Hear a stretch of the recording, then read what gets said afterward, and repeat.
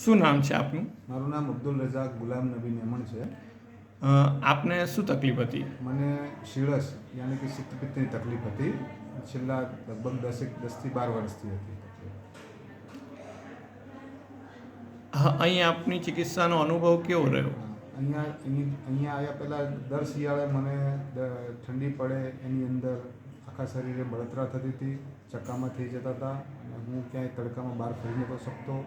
અહીંયા આવ્યા પછી ડૉક્ટર ભાર્ગવ સાહેબની ટ્રીટમેન્ટથી મને 90% રાહત, 90થી 95% રાહત થઈ.